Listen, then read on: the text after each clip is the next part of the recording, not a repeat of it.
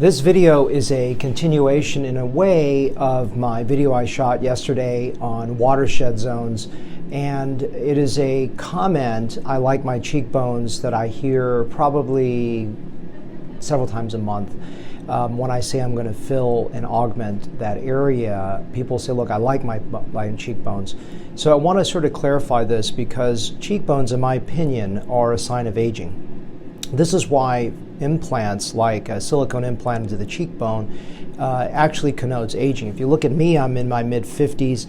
You can see the bone edge of my face here, and that is a sign of aging. If I actually soften that edge, that watershed zone, that transition, I encourage you to watch that video, you can see that it looks more youthful. I'm not talking about a big fat cheek.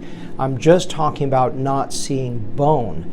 So a lot of women in particular, when they talk about liking their cheekbones, what they're talking about is they don't want to look fat and they don't want to look overfilled. Those are two of the major concerns, and I just don't do that to my patients. I don't make them look overfilled and I don't make them look fat.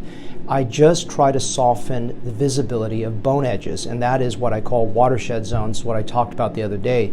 So what I'm trying to do is soften a bone edge and to cover the cheekbone. If you look at Vogue, Allure, and Glamour magazine, and you look at youthful faces, they don't show bone. You can see that what they have is a cheek mound.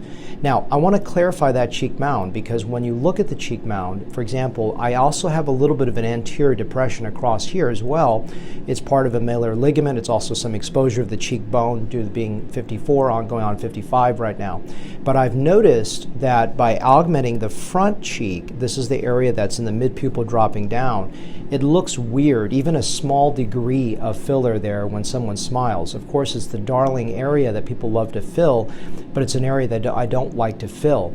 So when someone says, look, I like my cheekbones, what they're really saying is they don't want to look fat or overfilled, and they think they want a skeletonized appearance. So to give you a larger picture, and I've talked about this in other videos, is that the definition of baby fat is just fat that predates a time that you liked it. So a lot of women, when I ask them when they thought they looked the best, they don't tell me 18 or 20 years old, which is really a time that if men looked at a face, they would say, oh, I like a face that's 22 years old because it's more youthful and more fertile. But women see that as being too fat. They like a face oftentimes between 28 to 32, around that time. Some women tell me 36, 42, some tell me 22, 26, but in general it's clustered around the late 20s, early 30s because the face is starting to slim.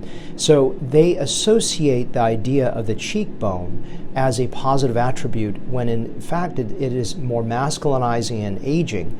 And I don't need to put a lot of filler or fat to soften that attribute. Again, watch the video on watershed zones.